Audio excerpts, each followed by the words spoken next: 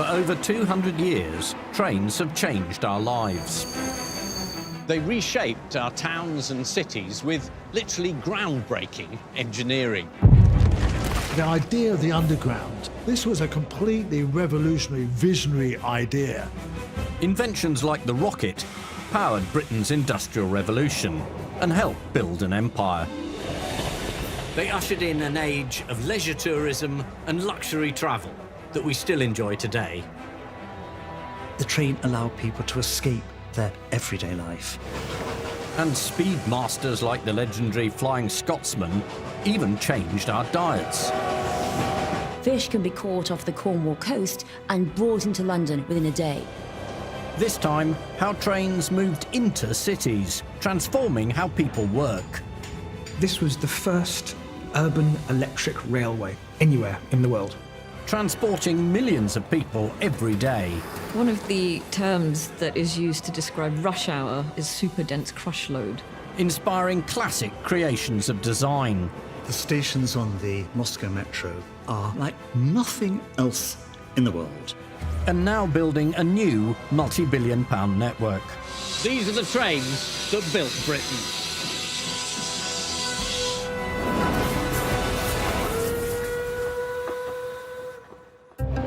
Today, London is home to the largest construction project in Europe, Crossrail. Digging up over 3 million tonnes of earth, creating more than 26 miles of new tunnels. It's building what will become the Elizabeth Line, a brand new addition to the London Underground. But the story of this famous transport network goes back more than 150 years, back to a time when Victoria was on the throne, London was at the height of its power, and yet the horse and carriage, or cart, still ruled the road. The 1840s railway mania transforms London. Overnight, it's different. London was the biggest, greatest, richest city in the world. It was the centre of what was becoming a huge empire. Economically, it was way ahead of America and most of its continental neighbours. With businesses expanding and more jobs on offer, people flocked to the capital. London is absolutely bursting at the seams. There simply wasn't enough space for all the people. It was big, it was smoky, it was polluted. And if you imagine there's about 50,000 horses there, all taking people and goods, and you are generally travelling through roads that are pretty thick with horse manure. A staggering 37,000 tonnes of horse dung were dumped on these streets every year. And that's not to mention another 40,000 tonnes of dung from sheep and cows and pigs, as well as the gruesome products of the slaughterhouses chucked in as well. In those days, that was the smell of success. There wasn't really a concept of affordable transport back then, so people were wading through the slurry to get to work. Dodging carts and carriages, navigating the streets was daunting. Sometimes I think we imagine that travel was much more genteel in the past, but actually in early Victorian London, it was every man for himself. It was a wild, fighting jostle to get to where you wanted to go. With so many people living within walking distance of where they worked, slums became rife. Central London was at breaking point, and something needed to be done. So railway engineers were asked for a solution.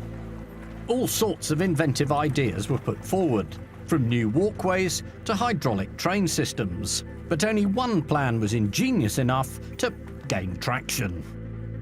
Charles Pearson, solicitor to the City of London, proposed a radical idea: to run trains under the streets. There were lots of engineers, very eminent engineers, who said that it couldn't be built. And more to the point, people would suffocate travelling in these long tunnels as well. Understandably, people took some convincing. There's lots of talk that you might go into the underworld. This is an evil and scary place. And you do see a sort of subset who actually think this is against nature. Man is meant to be on the earth. He's not meant to be underground. So you see a lot of resistance. Despite supernatural apprehensions, Pearson finally got the go-ahead to build what would become the London Underground. They broke ground in 1860 to construct the first stretch of the Metropolitan line. It ran from Paddington via mainline stations Euston and King's Cross, over to Farringdon and the financial centre of the city. The first underground was built by a method called cut and cover. They built a trench, they put the tracks down, some reinforcing walls up, and then they covered the hole with a roof and put the road back over. The disruption was profound. The streets for 2 or 3 years became like a builder's yard. This type of construction called for hard physical labour, and there was a particular team of men who could get the job done. Navvies, named after the navigators who built the canals a generation earlier, who mostly came from Scotland and Ireland. The navvies had a well-earned reputation for hard living, and where the railway passed under some of the wealthy residential areas, there were lots of complaints made to the newspapers saying that outside their lovely Georgian terrace, there was all this filth and squalor and navvies swearing and cursing. But despite the prudish objections, after 3 years of chaos, sweat and toil, the first stretch of the Metropolitan line was ready for passengers. The PR team got to work inviting notables and statesmen to test out this new age of train travel. And on the 9th of January 1863, in true Victorian style, a grand banquet of worthies was held in Farringdon Station to mark the official opening. Lord Palmerston, the Prime Minister, who was really quite elderly at the time, was invited to attend the opening of the Metropolitan line, and he declined, saying, "I would like to spend whatever time I have left above ground rather than beneath it." But despite the odd sceptic, reactions to this extraordinary achievement were hugely positive. I think it's a real tribute to kind of human courage and ingenuity that on the first day there was 40,000 people went on it. And frankly, in Victorian middle-class society, if you haven't been on the Underground, well, really, you're not up to date with modern developments. News of the railway travelled fast, and people flocked from far and wide to come and use it. It's a phenomenon that continues to this day, with tourists from all over the world enjoying the challenge of navigating the Underground network. But for their Victorian counterparts back in 1863, the experience was somewhat different. When the first line opened, the electric trains we use today didn't exist. Right from the start, the Underground was run by steam locomotives. They were special steam locomotives that were supposed to be sort of low emission, we'd call it today. They were supposed to sort of take on their own steam and not put too much smoke in the stations. But frankly, this didn't really work. The Metropolitan trains were the first ever locomotives to be built with condensing equipment. Weighing in at 45 tonnes, with an equally hefty price tag of £2,600 each, that's over $250,000 in today's money, the first batch were given mythical names like Hercules and Apollo. But despite the engineers' best efforts, steam trains and tunnels were never a good mix. People talked about the filth and the smoke, and there were lots of cases of people being ill and having to be taken to hospital as a result of travelling underground. People would come out kind of gasping for air, and they'd go to the nearby chemist and say, "I need something to revive me." And they'd have this Metropolitan mixture to kind of get their breath back. The Victorians were a lot less fussy about pollution than London commuters today. Undeterred by the conditions, plans to expand the Underground were soon underway. An Act of Parliament declared that no mainline railways were allowed into the city centre. They didn't want these modern machines driving into the heart of the traditional capital. Think about Marylebone, Paddington, Euston, King's Cross. They all stop on the edge of the city. So how do you get customers going between them? It was decided they could create a line to connect them all up together. This was an absolutely brilliant enterprise that enabled people to travel all the way around all the major stations and more. We know it today as the Circle Line, which looks like a wine bottle on the Underground map. But the two railway companies who built it were arch enemies, and their feud continued even once the line was opened. The Metropolitan Railway controlled the clockwise trains, and the District Railway controlled the anti-clockwise trains. And most stations had actually two ticket offices, and they sold tickets that were not interchangeable. You had to buy the right ticket to go on the right railway, and you might be dispatched a much longer way round than might have been convenient if you happen to go to the wrong ticket office. Today, there are still 2 underground stations at Hammersmith, all because the companies refused to share a station here. But this expansion quickly began having a much bigger effect on the city. Wherever it went, Kensington, Putney, Wimbledon, Ealing, which had been little villages really, soon became bustling suburbs. Thanks to the London Underground, a new city lifestyle was about to be born. This idea of commuting in and out of London or a big city didn't really exist till this point. You lived and worked nearby. And across the globe, a very different city was about to get a transport network that to this day is like no other.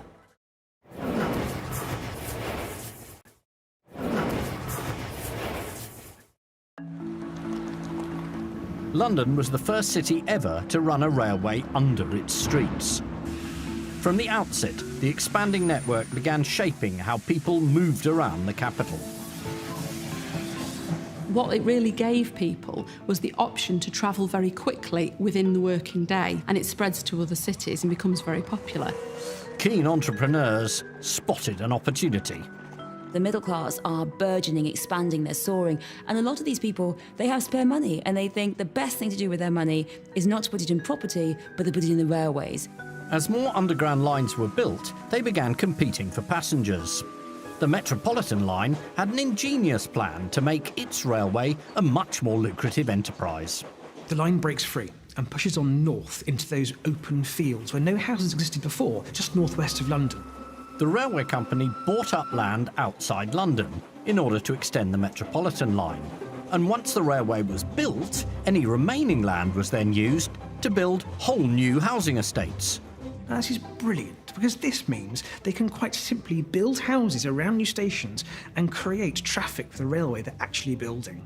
It becomes known as Metroland because it's an area around the Metropolitan line. It really was kind of the template, the blueprint for all suburbs since. Metroland became somewhere for people to aspire to live. Guidebooks were produced advertising it. And it was immortalised by the classic 1973 TV documentary. Here we see John Betjeman recounting his own personal memories of how it was promoted and what the scheme set out to achieve. When I was a boy, live in Metroland was the slogan.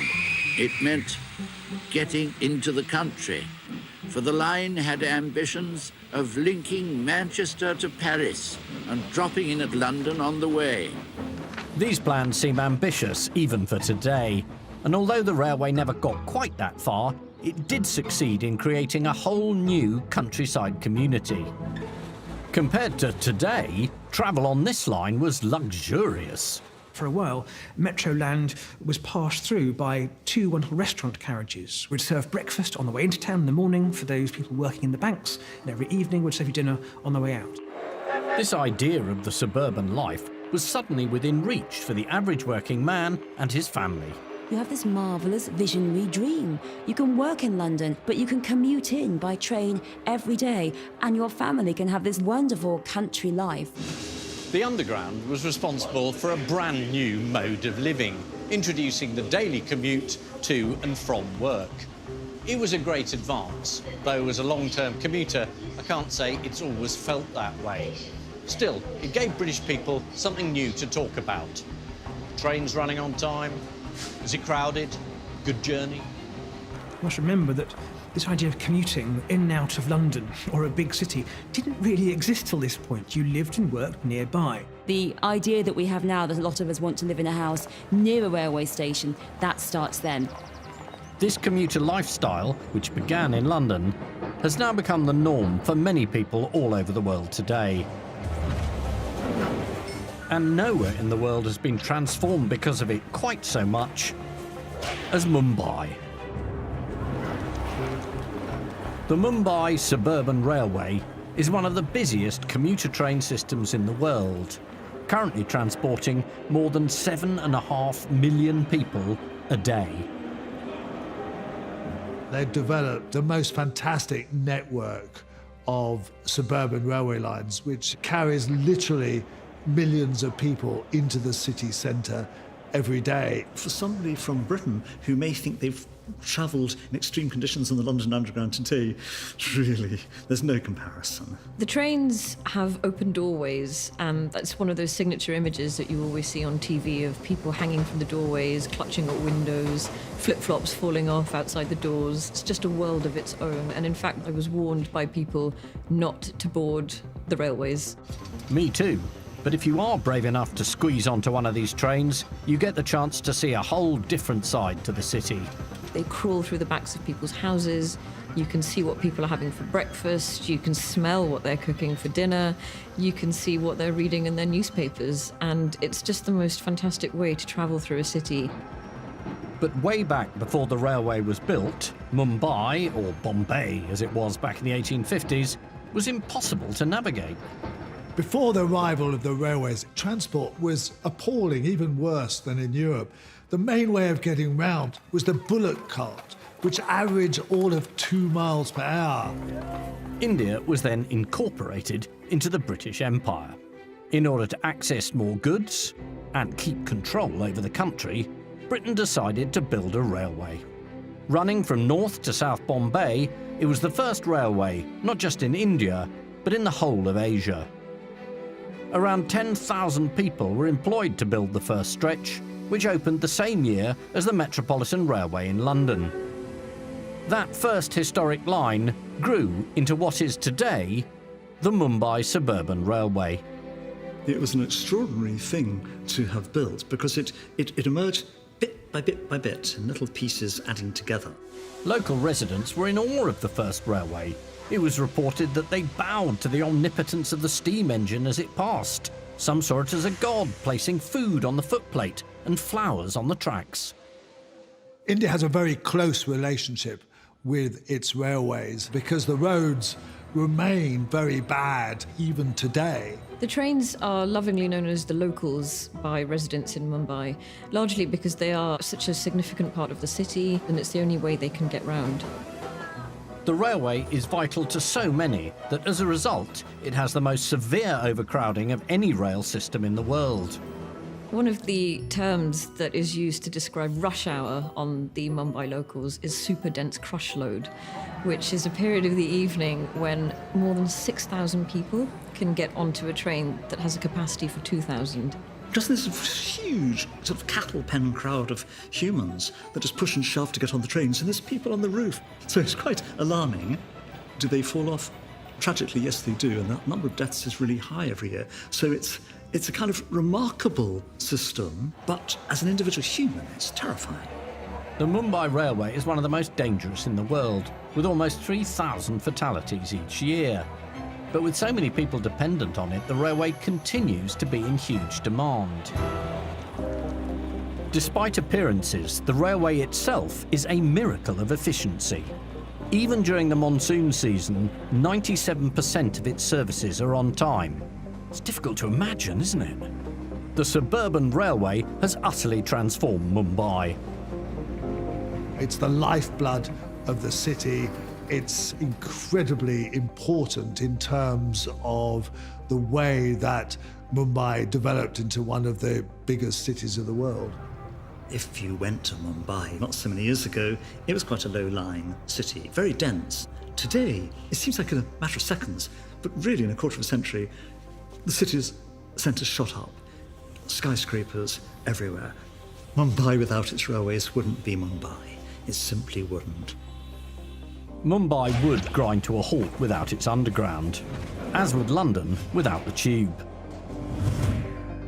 Back in 1900, nearly 40 years after the first underground had been built here, beneath Euston Road, London's population had doubled. The trains were crammed and overflowing with Londoners and tourists alike. Success had brought its own problems. And with more people living south of the Thames, engineers began looking at how to transport them across the river. When the first underground network was constructed, the Metropolitan line, it was not a deep system. Once there was a demand for extending the underground system, we were looking at making much deeper tunnels under London. And what that meant was the old sort of cut and cover systems that had been used to construct tunnels were not going to be quite enough. To create a line that ran under the Thames, a whole new tunnelling method was needed. The way the line was built was actually very clever. It used a system called the Greathead Shield, and this was pioneered by James Henry Greathead. Greathead took inspiration from a technique originally developed by Mark and his son Isambard Kingdom Brunel. His so-called shield worked like a giant cookie cutter. The men stood inside the cylinder and dug the soil out through the middle. The shield was then pushed forward by hydraulic screws. As the men tunnelled forward, they were able to place around them and below them these big cast iron sections, which are still in use today on the tube network and gave rise to this name, the tube. And so literally they were building the tube around them, around their heads, and it protected the men as they pushed forward each time, which was an absolute innovation. The first section of tunnel opened in 1890 and ran from a station called King William Street, near Bank, under the Thames to Stockwell. Initially called the City and South London Railway, it eventually became part of the current Northern Line. What is really magical about the Northern Line is that you can go from north to south or from south to north, and previous to that, it was really very hard to cross the river. This was the first deep tube tunnel in the world. My father was a civil engineer who specialised in building tunnels, including ones underwater. His hero was Isambard Kingdom Brunel, and as a child I visited a lot of construction sites that were the successors to this early and famous one. But as any engineer will tell you, building the tunnel is only half the story. They'd finished the tube, as everybody called it. Now they had to work out how to get trains through it. Up on the subsurface lines, you can have steam trains, because actually it's quite close to the surface and you can have exhaust and vents alongside. When you're 10 metres below ground, that's a bit trickier to get the exhaust out. Now you have to have, effectively, exhaustless trains. So the railway company needed another solution. The Northern Line, or the City and South London Line, started off in concept as a cable-hauled line. Well, before construction began, the contractor went bust. So they looked for an alternative supply. Engineers took a gamble on an exciting new source of power, swapping coal for electricity. So how are you going to get that down there? We have to put in power stations and all the kind of the third rail stuff. And you end up with these little engines, very small engines, hauling little carriages up and down the line. Small, but hugely powerful, these trains were a technological breakthrough. This was the first urban electric railway. It really was the first proper electric line anywhere in the world. Britain was a pioneer in terms of building the railways and building tube railways. You know, they were all world firsts. There's no question about it. The train has been one of those revolutions like printing and the internet that has totally changed the way we live. It really seemed to the Victorians that there was absolutely nothing that they couldn't do. The Underground, the oldest and still the greatest metropolitan railway in the world. London invented the Underground Railway, but soon some of the biggest cities in the world would try and steal the limelight by creating their own unique equivalents.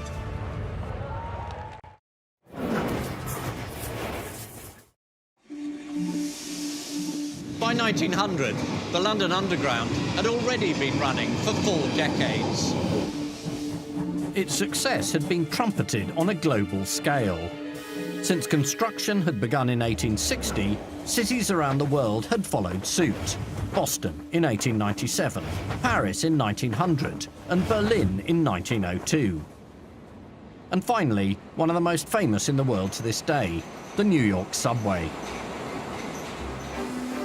The turn of the century saw America as a focus of exciting modernity. Theodore Roosevelt was president, telephones were in wide use, and the Wright brothers were creating their first flying machine. By 1900, New York was teeming with people. New York at the turn of the century was really incredibly congested and also very fragmented. It was impossible to a large degree to get around. And Harper's Magazine, this very influential magazine, said, in New York, a lady, not infrequently, is compelled to wait half an hour to cross the road. In a bid to cut this congestion, New York City built a railway. But rather than running it underground, this one was elevated high above the streets. They thought we can run these railways without digging up the city streets on the ground at kind of first or second floor level. They were steam driven, so people would have kind of smoke kind of pouring in their windows. They were very noisy and they were quite unpopular.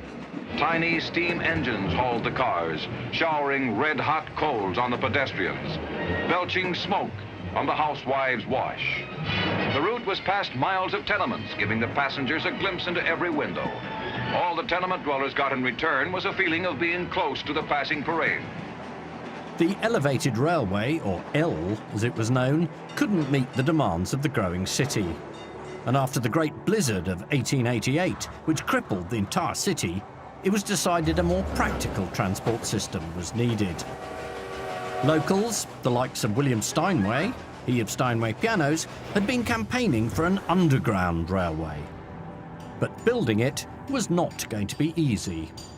The problem there is that New York, Manhattan sits on rock, and therefore building it was much more difficult. They had to kind of blow out the rock. Building deep tubes was absolutely impossible, so the railway is just below the surface. In 1904, the first line of the New York subway opened, running from City Hall in Lower Manhattan to Broadway in Harlem. It was to be one of the most important events in the city's history. Almost overnight, New York has changed. No more congestion, and also the old fragmented style is all gone. People can move between it. They can move from the Bronx to Queens. They can move around the center.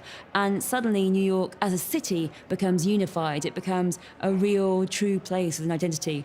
Once the subway comes along, it brings New York together, allows it to expand much more rapidly, and it gets these huge skyscrapers, really the world's first kind of central business district. So, New York's very skyline is a result of the way that the subway can bring so many people into the city centre. New York has more stations than any other metro system in the world. The subway not only transformed Wall Street into a global centre of finance, it made Coney Island an amusement park for the masses. Manhattan wouldn't be the bustling, famous entertainment place, business district without the subway, which created that amazing kind of central area, Times Square and the like. As with London, as with other big cities, the Underground Railway is now an absolutely integral part of New York, and one can't imagine New York without its subway. Plans are currently underway to upgrade the subway after decades of decline and neglect. The dreary stations have scarcely changed in nearly 80 years.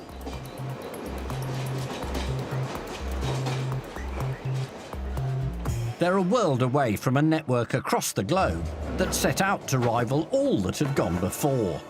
Exploiting the most up-to-date engineering, the Soviet Union designed a system hoping to outshine New York and everywhere else: the Moscow Metro. In the early 1930s, Russia was in the grip of Stalin's dictatorship, and he was determined that the Moscow Metro should glorify socialism and the Soviet state. Stalin was very keen for it to seem so progressive, exciting, glamorous, because at the very same time, the Western capitalist decadent economies were in deep recession. But they didn't necessarily have the skills to build an underground metro deep down under Moscow's streets. Soviet engineers were sent here to the London Underground to gather information about how this great capitalist feat could be replicated by the communists. The Underground had just unveiled a lavishly redesigned Piccadilly Circus station, costing £500,000. It was a sea of marble and bronze, an expressly modern and stylish space. The Russians wrote that it was the best station in London, built deep in the ground, and it has escalators rather than elevators. The man responsible for this enviable feat was a chief executive of London Transport, Frank Pick. Pick was a kind of genius, and the Russians were aware of it. So they were right up to date. And they came to the offices at 55 Broadway in Westminster, and they met Frank Pick and his chairman, Lord Ashfield, and they said, "We want the finest metro system in the world, and I'm sure you can help us do it." In his lifetime, Frank Pick changed the look of London, not only designing some of the best-loved and classic underground stations, but also commissioning design icons like this roundel with its distinctive typeface, which is called Johnston. So for Moscow, he was the ideal consultant. Pick and a team of British experts got to work drawing up proposals. Electrical engineers were even flown over to help with the construction. But their presence caused something of a stir. They spent more time in Moscow setting the whole thing up electrically.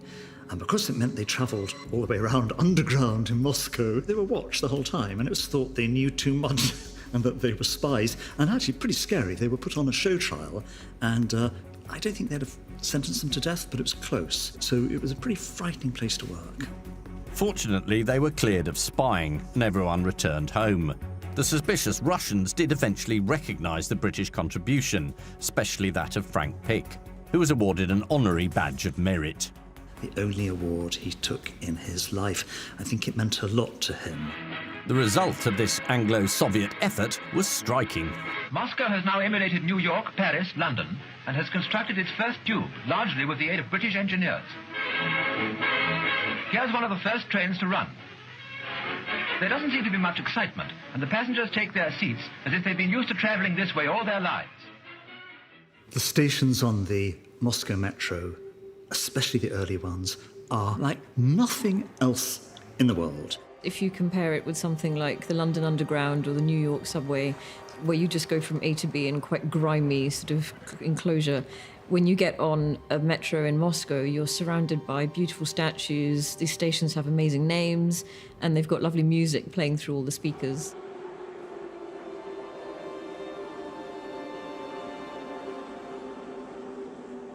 Some of the most spectacular stations are on the Koltsevaya, or Circle Line of the Metro.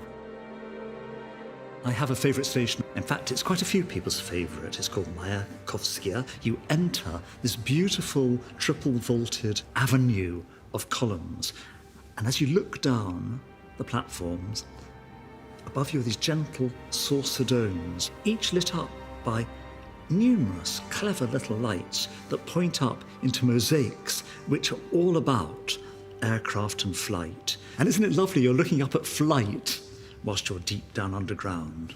It's the Soviet Union encapsulated in these glorious stations. With extreme irony, within a few years of opening, the Metro became a safe haven for the residents of Moscow from enemy aircraft above, as Nazi bombs tore through the city. It was the same here in London, where thousands sought refuge every night from the aerial bombardment of the Blitz. Special trains delivered 2,400 gallons of tea and cocoa every night. In spite of bombs and fire and death, the British spirit was stronger than ever. Before the onslaught of war began, the Underground had taken special measures to keep its passengers safe from enemy action. ARP in the London tube. Electrical control is a feature of the safety measures to prevent flooding in the tube. When the alarm is given, all they need to do is to press a button, a warning to close the floodgates, which indicates that all trains must be stopped once they're out from under the Thames. The scheme has cost £1 million to complete. These steel gates, over a foot thick, can withstand a force of more than 800 tons. In the words of the Times newspaper, the Underground kept London alive. The network remains a lifeline to millions to this day, and it continues to expand. The latest edition is now reaching, possibly, the final phase.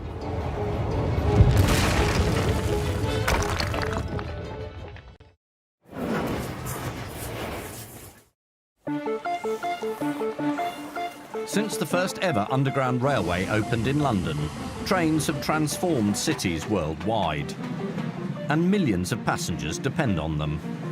But the London Underground is now, in normal circumstances, struggling to cope. More than 5 million passengers are crammed onto its trains every day. London Underground, as we know, is currently operating at a far higher volume of people than it was ever intended to do. It is vastly over capacity. There are often times we have to shut the platforms down because the whole place is just running so busily. Over 150 years ago, the Metropolitan line was the answer to London's problems. Now, the burden has passed to Crossrail. For the first time in over 40 years, the Underground is getting a brand new line that will expand the network even further. London set the tone. It was the world's first underground railway network. Now building a brand new system to go even further beneath it. But to carry on growing, London must have infrastructure that it developed so long ago in a much bigger and newer form. Since 2009, thousands of engineers and construction workers have been tunnelling under some of London's most historic buildings as part of the Crossrail project. It will increase the capacity of London Underground by about 10% in one fell swoop, so it's pretty major. One of the brand new stations being built is here at Farringdon.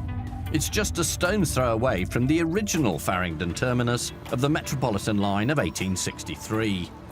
Squeezing a whole new station into central London is not easy. Crossrail, the Elizabeth line, the long-awaited railway that never seems quite open, is actually a very impressive engineering achievement. It's really, really difficult to undertake work of this scale on what is really a postage stamp site when you're building. This ceiling over my head is 350 tonnes of suspended concrete, and just getting pieces of this size into London is a major feat. The striking diamond-shaped ceiling, a tribute to the nearby Hatton Garden Jewellery Quarter, was craned into the site in sections. After that, a giant steel framework was built up and over it. The ceiling was then bolted and braced to the framework, and the supporting beams taken away from underneath. And there you can see the glory of it hanging just above our heads. It's absolutely 100% safe. Otherwise I wouldn't be standing here. 10 new stations are being built across London. And here are the boring statistics. There are 5 new sets of tunnels that were carved out by 8 tunnel boring machines, each one measuring 150 metres in length. They are vast. Tunnellers are a superstitious lot, so there's a patron saint of tunnelling, St Barbara, and they have a little statue of her on the way into the tunnels.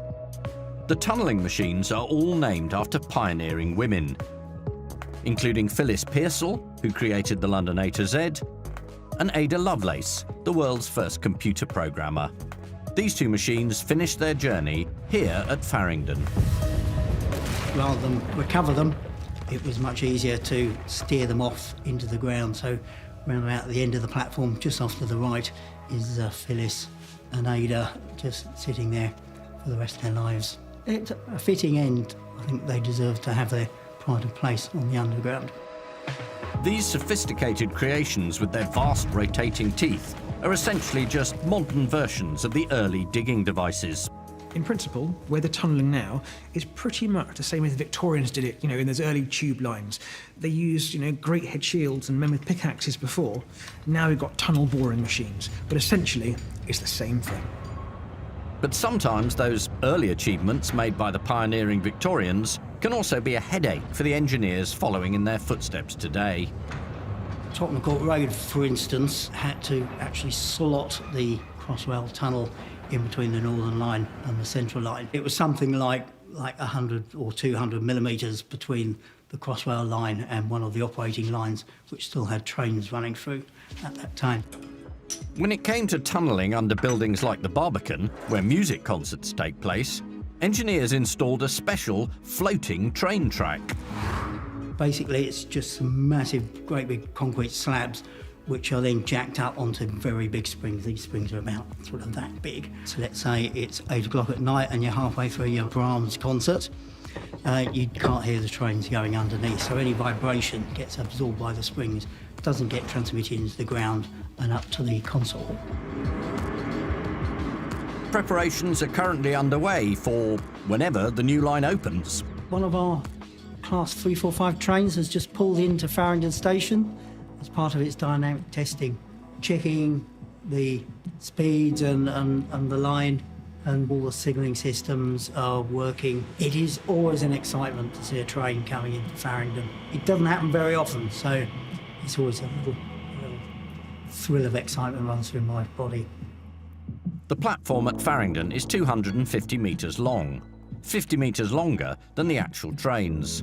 This means that more carriages can be added if passenger numbers increase. So when you get on the train, it's a good idea to make sure that you know what end you're getting off, otherwise you'll have quite a walk. When the Elizabeth line does open, up to 200 million passengers could ride on it every year. Crossrail is vital to London's survival as a multinational centre of growth, because what is so important to London is the movement of people within it, in and out and across. History has told us that as soon as you open a successful railway, everybody wants to go on it. And I think, it's not going to be the last railway that gets built in London. We'll need more lines. There'll be a Crossrail 2, and why not 3, 4, 5? Where does it stop? Rail enthusiasts, and they really are enthusiastic, point out that nearly every major city in the world now has a railway network, with more being built every day. The railways have revolutionised our lives, whether it is where we live, where we work, or what we eat. All these were greatly affected by the invention of the railways. We should never forget that.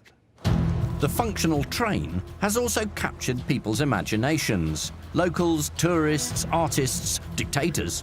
Once the idea of subterranean networks get established, they were copied all over the world in major cities, and now it is one of the key ways that we get around those cities today. The story began in London with trains steaming under the streets and into the suburbs. And then the transport revolution went global, altering skylines, changing people's lives, and still continuing into the 21st century. This is an invention that might have come from 1863, but today is incredibly relevant and indeed enjoying a fantastic renaissance. By 2050, if things develop as predicted, 75% of the global population will live in or around cities. And trains will be vital to how these major centres grow and function. And they will continue to define how millions of us live and work in that future.